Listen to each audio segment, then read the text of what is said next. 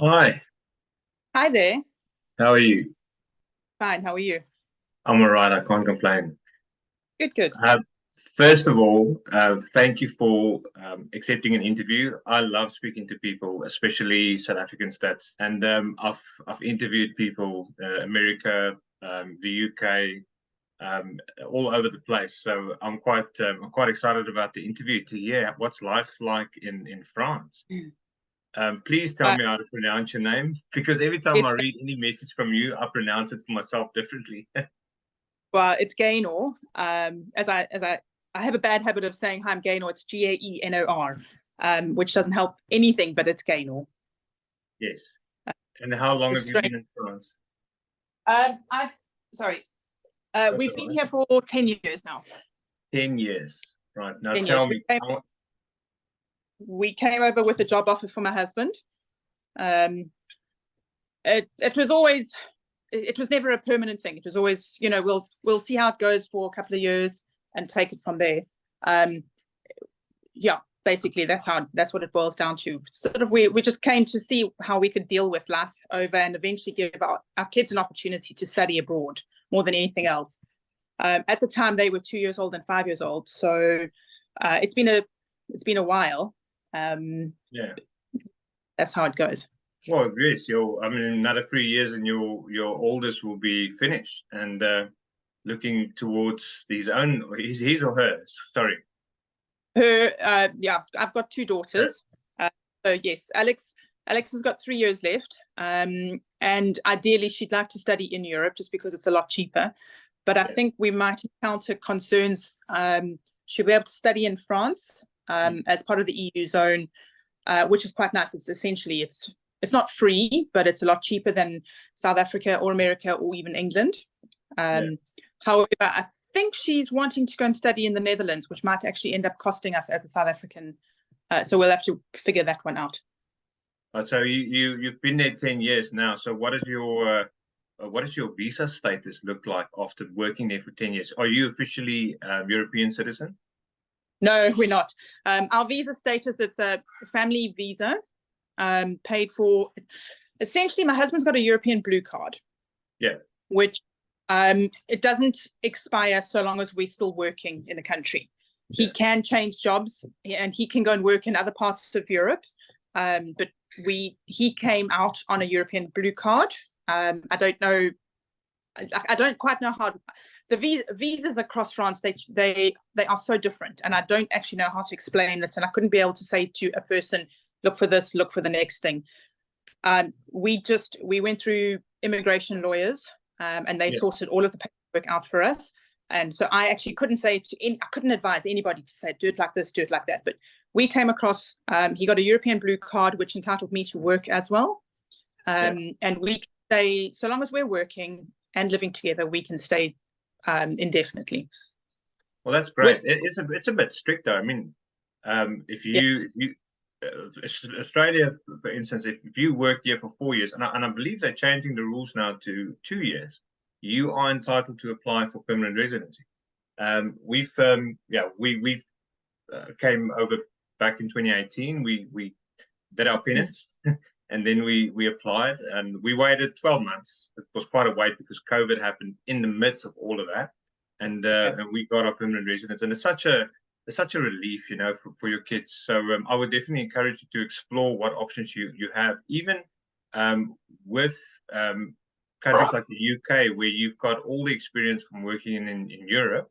Now I've worked in the UK for 3 years as well. My wife and I, before we came here, I'm pretty sure there will be some opportunities if that is something you're looking at. But I mean, if you're happy where you are, well, yeah. So first off, after having been here for 5 years, we're in a position where we are entitled to apply for residency, for nationality.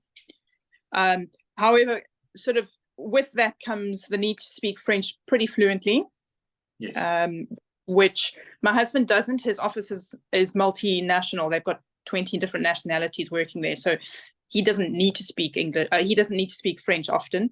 I'm a lot more fluent than he is, but we would still need to pass a test, which is one of the things that puts us back a lot. It's so long as we're cruising along and paying our visa fees every 4 years, we're okay for that, because we have to renew ours every 4 years, basically. That being said, it's also the paperwork that the French government requires in order to be able to make the application. And I think this has been the one thing that's, I would go and do a French test tomorrow if they said to me, come and do the French test. It wouldn't scare me. But it's the amount of paperwork that needs to be submitted coming from South Africa that has actually stopped me from doing any sort of application. And I don't. I'm with you on that one. Yeah, it's between the French and the South Africans. I often say to my husband, this is why we feel so comfortable here in France, is because honestly, it's like South Africa. You know, you need this much paperwork and it's going to take so long. And if it's not done properly, then it's not going to get done. It's unbelievable, the similarities. Not that it's not efficient. Believe you me, it's a lot more efficient. But, you know, every single time I renew my kids' school paperwork, it's a stack of paperwork like this.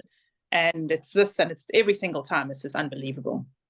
I'm with you on that, because even every time that we had to do any paperwork for, like for instance, when we moved from South Africa to the UK, it was probably the easiest. It was hard. It was expensive, but we managed to get the move done. Then we wanted to move from the UK to Australia. Now suddenly they want South African paperwork from us. Now you need to understand, we're pretty much British in the sense of living, because we've been there. That's our lives. So now they want my wife's university degrees, and they want police clearance and all of that. Some of those things are doable. Some of them you literally need to move mountains to get the paperwork done. I mean, I believe my wife pulled up old lecturers and stuff that taught her in order to get the paperwork that she needed. And then a lot of those things was in Afrikaans. Then she needs to have them translated as well, which is it was tough. But all the stressful stuff aside, tell me a bit about life in France, because just the word itself sounds magical. It sounds like a fairy tale. Believe you me, I think there's more majestic, more fairy tale places across certainly Europe than France. France is, like I said, there's so much similar between France and South Africa. You know, bad drivers, obnoxious people, for example. So did you say, are you in Australia or you're in France? It's the same over there. I kind of thought that Australia would have less obnoxious drivers and so on and so forth. Oh, there's plenty. All right. No, France. So I think France is almost about the same size as South Africa. Perhaps it's a bit smaller, but it's got as many different, from a tourist perspective, there are just as many different places that you can that are different. I mean, South Africa's got the mountains, it's got the beaches, it's got the savannas, it's got everything. France has actually got just as much of everything as well. Where we live, I'm in Alsace, which is on the eastern side, sort of quite north. We border Germany and Switzerland and Belgium and the Netherlands and Luxembourg, essentially at some point. So we've got all the bad weather. So I know a lot of South Africans don't like coming to this region because the weather is bad. There's no such thing as bad weather, let me tell you. But yeah, so we've got winelands here. We've got a small mountain. We're just across from Germany. And in actual fact, parts of this region have been German over the years. Yeah. By stark contrast, if you were to go diagonally across the country down to sort of the key rugby playing regions of France, it's a completely different ball game. So, for example, here where we are, my children, they attend French school and their second language is German. Down in the southwest of France, their French is first and Spanish is second. For example, so that's how vast the country is. Our particular province is a lot more, I want to say, politically more special. We have 2 extra public holidays every year, which is, like I said, another South African thing. I think we've got 12 public holidays either in South Africa or here in Europe, and that's the same. Whereas other parts of France don't actually have Boxing Day and Good Friday. quite strangely. I'm assuming you guys have actually visited the countries around you. So you've been to Switzerland, you've been to Germany, yes. Netherlands. Yes. To be honest, we go shopping in Germany every weekend. Wow. We can actually take a bicycle and go shopping on bicycles. It's that close. Where my home here, there's a forest, and then there's the Rhine, and then it's Germany on the other side of that. Wow, like so if I go, I actually lose cell phone connection because I'm so close to being in Germany. If that makes sense. That breaks my brain. So you literally you're speaking French, and then suddenly you're over the border and it's German. It's basically that's exactly it is. That's amazing. Europe has always fascinated me because there's so much culture in such a small space. And I've seen some of it in the UK because I didn't have the privilege to actually go over to Europe while I was in the UK. My wife has done the Contiki tour and all of those things when she was still in school, or just after school because her parents lived in the UK. But I never got to go. We were always just we went to the UK to work, and that's pretty much what we did for 3 years nonstop.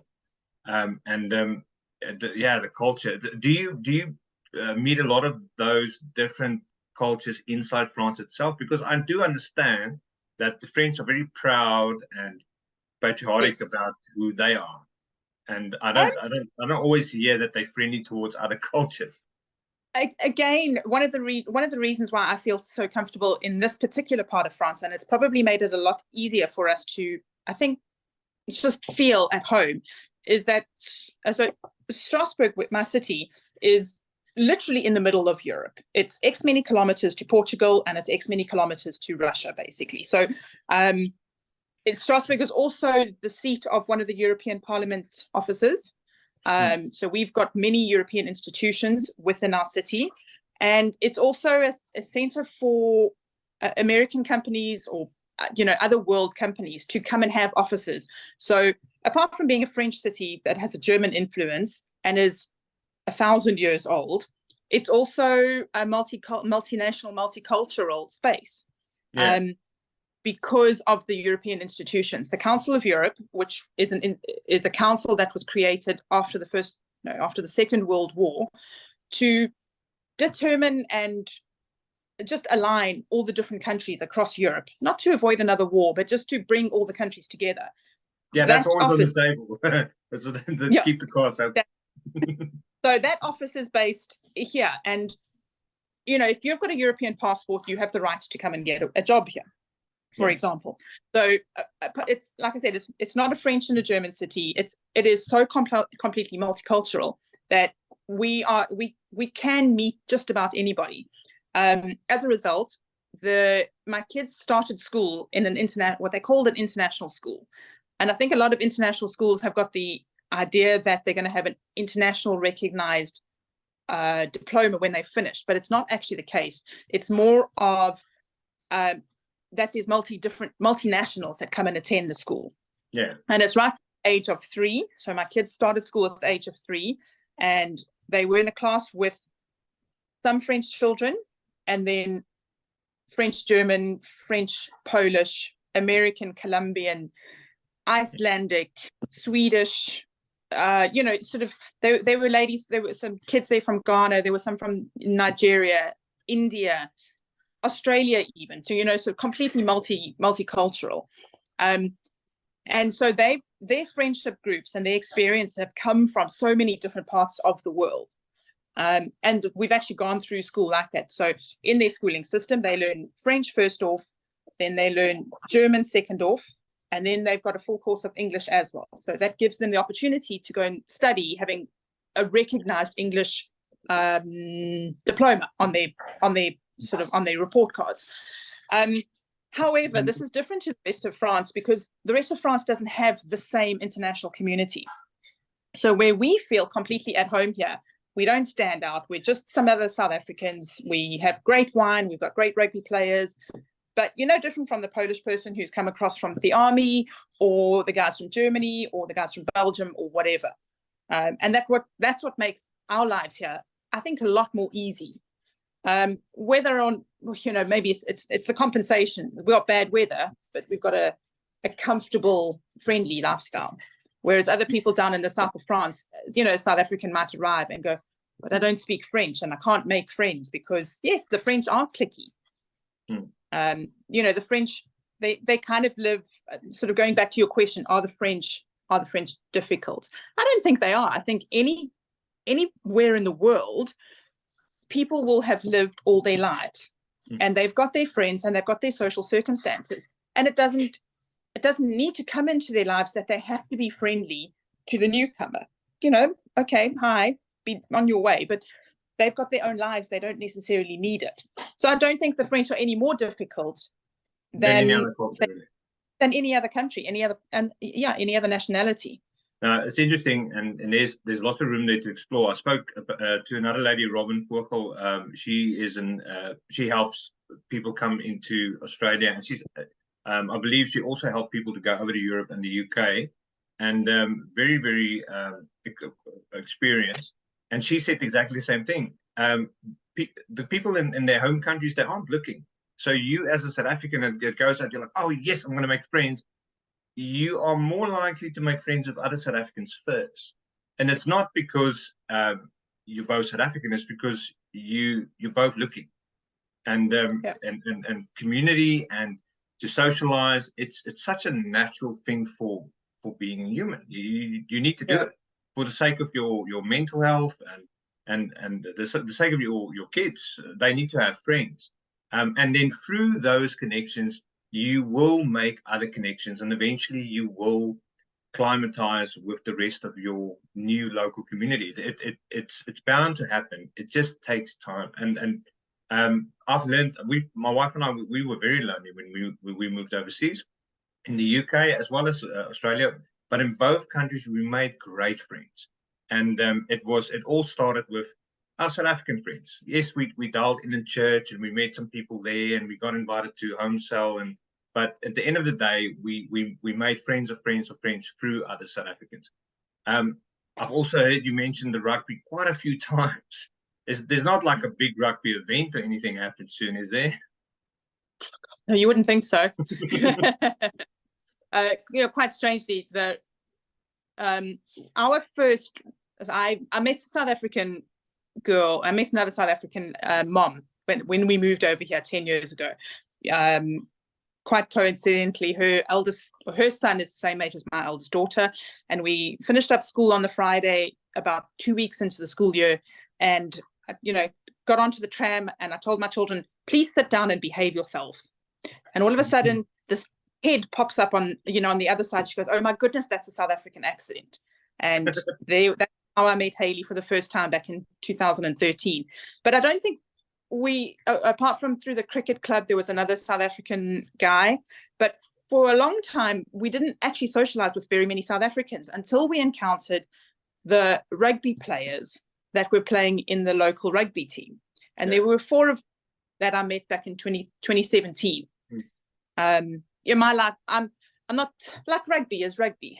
It's in our culture, it's in our blood. I don't go out of my way to actively go and follow rugby, but it's sort of there lingering on the corners of my mind, I suppose.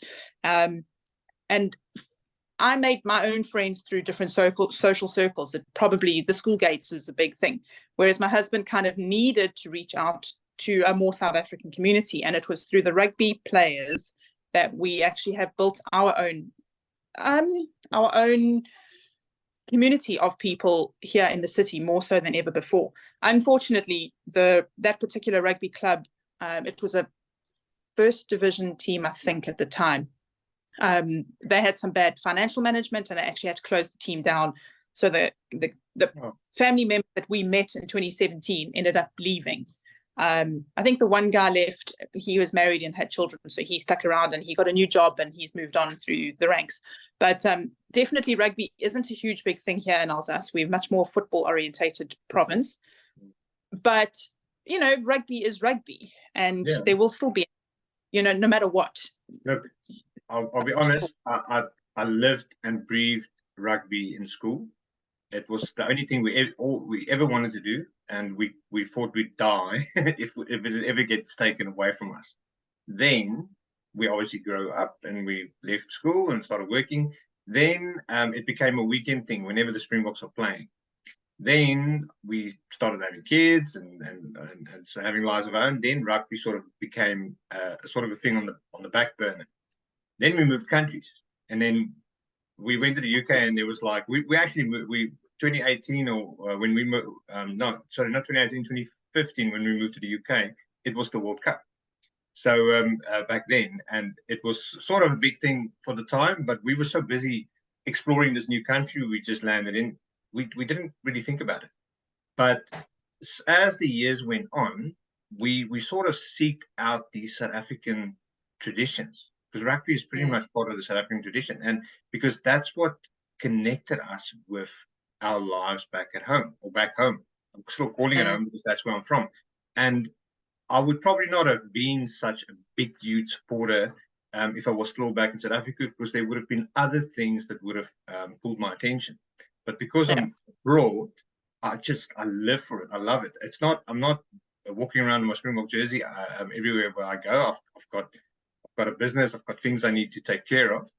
But when the Springboks are playing, you can watch the app. The colors turn green and gold. We make sure that the spirit is there, and I feel I almost want to be a bit upfront and say that South Africans abroad, I think they scream and shout a little bit louder than the people back home. They're gonna come at me for saying this, but yeah, it's because we miss it. We miss the atmosphere that they create. I think for me, there's something differently evocative about it. Quite coincidentally, back in 2017, I started a new job at an Irish pub. So it was a pub owned by an Irish man who was incredibly fanatic about his rugby, and had a group of friends who would come into the pub, and they were all rugby fans. Never mind all the football fans, and it was a sports bar, essentially Irish sports bar. But for me, rugby was the most entertaining, because I had a connection with the guys that would come and watch. And like I said, rugby's always been at the background of my mind. Whether or not South Africans shout louder, I don't know. I've watched too many Six Nations matches, and I've watched the Irishmen, and I've watched the Welshmans, and I've watched the French. And South Africans in Australia, I'll take it back. South Africans over here, we can be pretty loud when the Springboks are playing. Okay. It seems to be the Twickenham match on the weekend seems to be on the tip of everyone's tongues. Much more evocative, I think, than the Ellis Park match. We were in South Africa on holiday recently, and my 12-year-old. Okay, so as I said, my youngest daughter, she left at the age of 2 and was only just learning to speak Afrikaans at the time. She no longer speaks Afrikaans whatsoever, and obviously sport was not a thing in her life whatsoever. Because of the community of the Irish pub, she's, she knows about rugby, she sees the fanaticism about it, but never really was, jumping up and down to do anything. And then last year in the autumn internationals, we decided to spoil ourselves over birthday season in November, and we took the kids down to Marseille to go and watch the match between France and South Africa. And ever since then, my 12-year-old has become completely with Sia Kolisi, Eben Etzebeth, and everything that's green and gold. It's the turnabout in her has become unbelievably huge. And so she's now obsessing about it. Mom, I have to wear green and gold today. Mom, how are we going to watch the match today? Yeah. It's an absolute beast. You should show her the Stephen Kitsock interview I did. It is on YouTube. I messaged him right after the match on Saturday. Where's the message? And he replied. He said they could definitely feel the South African spirit at Twickenham over the weekend. And wow. and that meant a lot, because you there's a lot of us abroad, and we do love rugby whenever it comes up. But for them to actually notice, wow, there's actually a huge South African spirit going on here, and it's in another country. It's in the English. It's in the UK, of all countries, the countries that invaded us not too long ago. That's just it stirs me. It's beautiful. Yeah. Now. But yeah, what I was going to say, we actually took when we were home in over the summer, our summer, we took the kids to go and watch a match at Ellis Park. And I think they actually came away from that a little bit unhappy because Ellis Park is not Marseille. No, no. But I think she still enjoyed it. But yeah, she's now, as I said, completely obsessed. And through the South African embassy in Paris and the Toulon municipality, there's an invitation to South Africans to attend a welcome event of the Springbok rugby team next week. It was send us your details via email and we'll put you on the list. First come, first served. And I'm like, oh, it's a bit late because it closes tomorrow. But I sent the email anyway. And lo and behold, there was a seat available left for us. Oh, brilliant. Are you going to take some photos and post it on the app, please? I will do. I'll do my best. I'll see. I don't know how it's going to be. I don't know if it's formal or not, but definitely we'll see how it goes. If you see kids of, say, Stephen says hi. Okay. I'll have to look into that one for you. But yeah, it's the first day of school for the French, actually. So Monday is back to school for the French. And I'm taking my daughter on a train and we're not going to school. That's yeah, I totally support you with that. Now, rugby aside, let's get back to France, because for a moment there, I'm all back in South Africa. We're talking rugby. Yeah, it's that time. It's the World Cup. You're right there. It's on your doorstep. Yes, you're more the football side of France, but for a few months, that whole country is going to be buzzing with people from all over the world. Now, tell me, you guys you've been there for 10 years. Your kids have plans to study, well, pretty much locally, but might be in the country right next door. What's the plans for you and your husband in, say, for instance, the next 10 years? Are you going to eventually fill out the paperwork and become part of the land? Well, yeah, no, definitely. That was definitely one of our goals. You know, when we moved over, and so many people said, "But what are you going to do in France? How long are you going for?" And I said, "We'll go as long as it takes to get nationality, because something apart from just the South African passport, I think, is actually quite necessary for us." And I hate to be a downer, but that's what it boils down to. You know, never mind just an escape route, but it's also the opportunity to travel. It's not easy traveling on a passport. So that essentially was my goal. I'm trying to think. About 6 years ago, my husband got an opportunity to go with the same company that he works for here, but to move to England. And we thought about it for 5 minutes. And I said, you know what? If we move now away from France, we have to start all over again in the process of staying long enough to apply for nationality. Yeah. I think that was a good move, because not that I'm against the UK. I absolutely love the UK. I've lived there for 3 years. I've got the UK for me was also quite a magical place, and I loved every second of it. Especially over Christmas was my favorite time of year. But it wasn't a lifestyle I wanted to give my kids. I mean, on a Friday afternoon, I would be driving home, and I knew, goodness, we're going to be stuck indoors the whole weekend because it's wet, it's cold, it's miserable. But yeah, even though the British passport is one of the best passports you can acquire as a South African, it is pretty expensive to get, and it takes long. You need to, at least, I think it's like 8 years or something. You need to live and work there to get leave to remain, and then through that you can apply for your passport. You would then lose all the time that you've built up in Europe to do the same thing, pretty much. Yeah. Unfortunately, like I said, another 6 years have subsequently passed since I made that decision.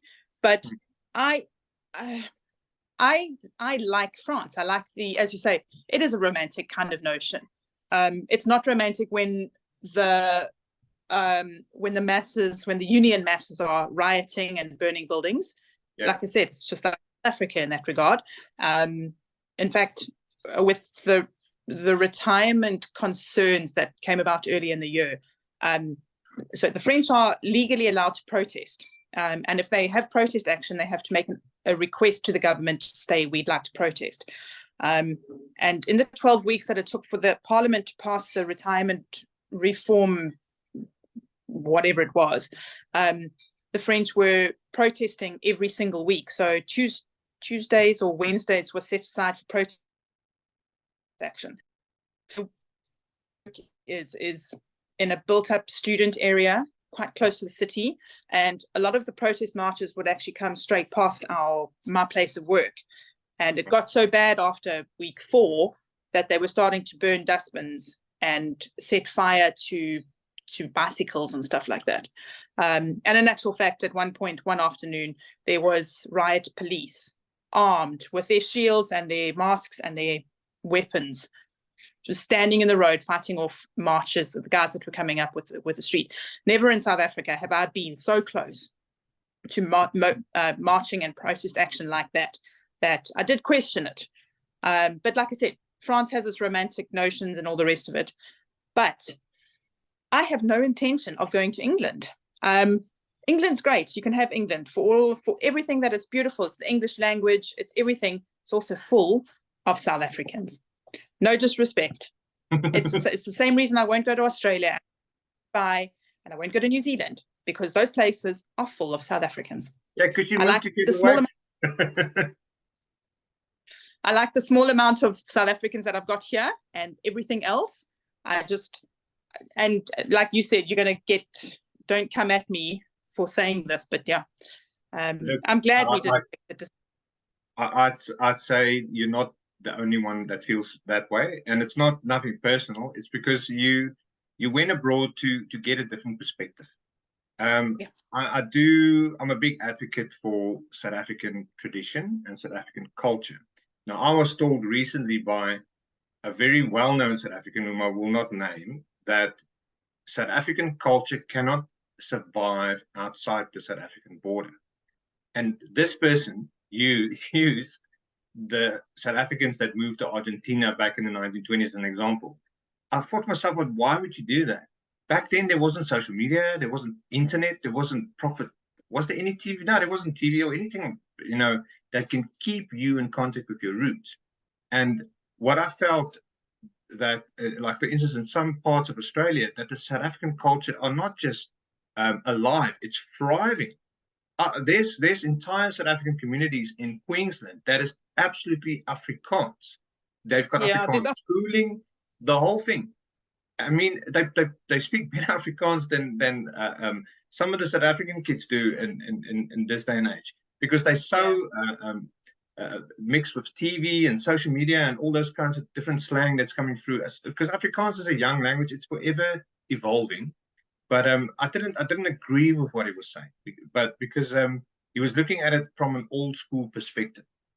And yes, I'm not a new age baby or some millennial or anything like that, but I'm smart enough to know that with social media and the internet, South Africans is well connected with their roots to keep their culture and tradition going, and going strong for that matter.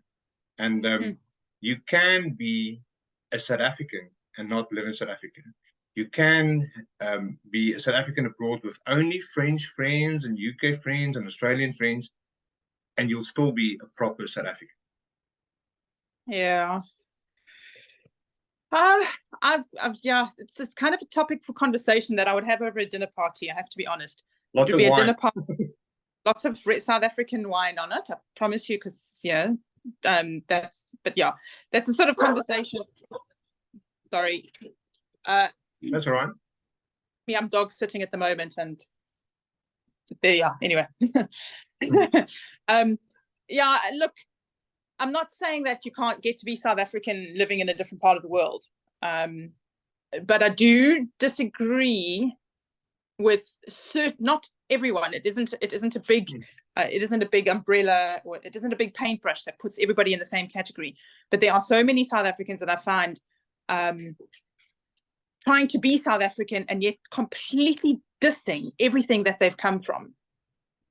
Like I said, it's not even 50% of them, but there's South Africa's gone to the dogs, etc., etc. I can't be asked to deal with those opinions if they're sitting politely in their niche little places and haven't been in the country for 30 years. They're not South Africans anymore. I agree with you in that regard. If I've got family and friends back at home and they're doing well, they back home, they're surviving. So it's not all bad. Because whenever I get into a conversation with people, with South Africans abroad, and it's all just the complaints and this and that and politics. I'm like, hold on a second. Let's just focus on the good stuff for a bit, because it's not all bad. It's horrible at the moment, but it's not all bad. I mean, there's problems, but those problems can be solved in time. Yes, absolutely. You were asking what are my plans for 10 years' time? If you'd asked me 2 months ago, I would have said, yeah, we'll find a place to go and retire and, take our euros and go and retire somewhere different. It's a bit expensive in this province to retire, perhaps, I don't know. But we had plans to retire here in France. I, having just come back from a trip to South Africa and just experience things, I'm definitely reconsidering the idea of going back to South Africa to retire. Yes, well, my mother-in-law, she's in Mossel Bay at the moment. She went to go retire there, and she's quite happy. And even with load shedding, she adapted. She bought like devices that can keep her phone charging even if the power goes off. Lights are still on even when the power goes off. It's one of those, and that's what makes human beings in general such an amazing species, is that we adapt. Give us a problem, give us time, we will find a solution. I'm not going to get into what's wrong with South Africa. Let's not go. We've all got, well, we personally have all still got retirement money and property in the country. And the question last year was, what are you planning on doing with this? This is from our financial broker. And I said, you know what? I have no plans to take it out of South Africa. Unfortunately, it's not going to come, it's whatever we've got back there is not going to go anywhere here in Europe. It's going to get divided by 20, and it's going to become a weekend getaway for what it's worth. So I'm going to leave it there. And it's, as my financial manager, he can find the best value for my investments, no matter what it is, and it can just grow quietly. And in 20 years' time, when my husband retires, we can see where we are and take it from there. I don't have plans to. I haven't made plans in my life. I've tried to make plans and they've all just been turned upside down. We're going to get the kids out of school. We're going to retire. We're going to see what happens. Who knows if we're still both going to be alive, if I'm going to be alive. I know that's really macabre way of thinking about things, but it's the truth. Now, I'll be quite honest. Those are the opinions that's very, very important for this channel. Those are the opinions that Africans come to hear, because a lot of them are sitting in South Africa and they're thinking, right, say for instance, I make the move. Say for instance, I go over. What happens from five years from now? What happens 10 years from now? Now, obviously, anything can happen, and you can change your mind, which you're entitled to. But just the fact that you're still considering to go back to South Africa for retirement, that gives a lot of South Africans hope, because it's a sad and heartbreaking thing to leave your own country and to feel like you're basically being kicked out and then feeling orphaned in another country. So the fact that there is always room to come back, that will give a lot of people hope. Yeah, and it's for that very point that, so 2014 was the first, I think government announced that South Africans living abroad would be able to vote in the national elections. And we've gone through 3 elections since we moved over here. I can't believe it's been 3, and we're coming up with the 4th one. Is it 3 or is it 4? 24? No, okay, sorry. It's the 3rd one next year coming up, national elections coming up next year. And we will make a point of going to Paris and making an outing of it and going to make our mark. We will go and vote, and I will tell as many people as I know to go and do it, because I want South Africa to thrive, no matter what it is. Excuse me. That's beautiful. I love that. Right. Thank you so much for your time tonight. It's been a great interview. It's honestly, I think we've covered pretty much everything, everything that I wanted to ask and more. Please tell us again, how do we pronounce your name? My name is Gaenor. Gaenor. Gaenor? Yeah. I'm programming it right in. Is there anything you would like to tell South Africans as an exit on South Africans that's considering France, maybe just even for a visit, things that they should look out for? You know what? Visit anywhere in the world. For me, people got to travel. And so come and visit France. It's a beautiful country. It's as beautiful as everywhere in the world, because you've got to find beauty in anywhere. To come and live, I know so many people who think twice about moving to France because of the weather. And I think that is the worst reason to choose a country to go and live in, is because of the weather. I think where we are, come wintertime, the weather is appalling. There is literally no sun. The days are short, but it's a good time to hibernate. And I've written endlessly about my perspective on this whole seasonal things that we have to deal with. But when spring starts coming, you really and truly get the most amazing experience. But that's, south of France is great. It's full of expats. It's full of good weather, and that's great. But don't just let weather be the reason that you don't come to a country. Also, culturally, if you're going to leave South Africa, you got to leave it for every single reason, because you can't. I don't think you can continue to be intrinsically South African and seek out the same things if you want to leave the country. So go to a new country, and if you have to try eating snails or whatever it is, you just need to do it. I think and that's thirdly, following. Oh, sorry, no, I apologize. I interrupted. Go ahead. No, I say that's what makes us so lucky in Australia, because a lot of the culture is similar: camping, fishing, hunting, if you're into those sorts of things. You do the same thing in France as well. But and then thirdly, following on what I said about voting, if you can, try and make an effort. And if you can make a trip out of it, take a long weekend. If you feel passionately about South Africa as a country, if you're a South African that is passionate about South Africanness, go and vote. Register to vote, find out where to go, make the effort. And if it's going to cost you a small holiday, it's your holiday for 6 months. If you can, just do it. I concur. Now, just as anyway, we say goodbye, I'm just going to address the Oorsee community directly. Gaenor writes beautifully.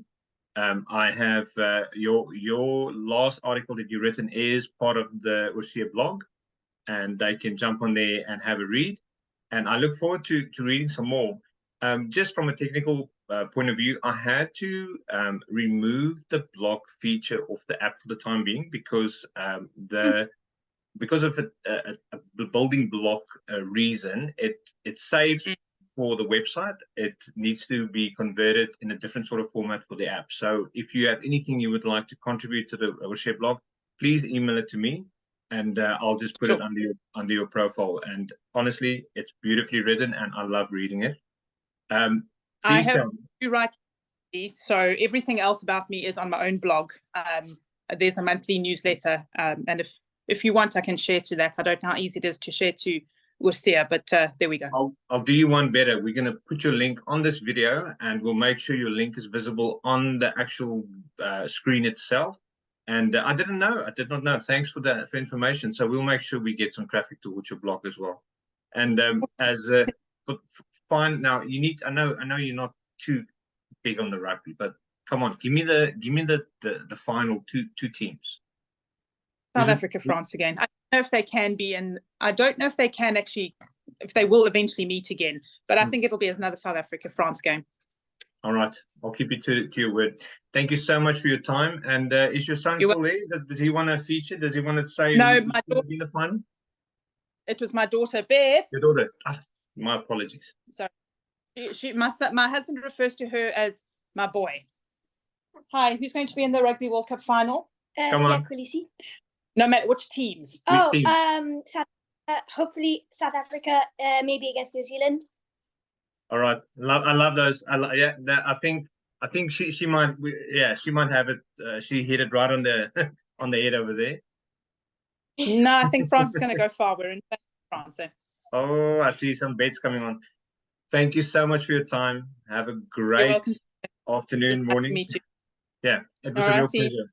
Thank you. And please email me the link to your blog, as well as what it's called, and any other information you want me to add on the video, and I'll put it in the description. Thank you. Perfect. Thank you. All Bye-bye. right then. Bye bye.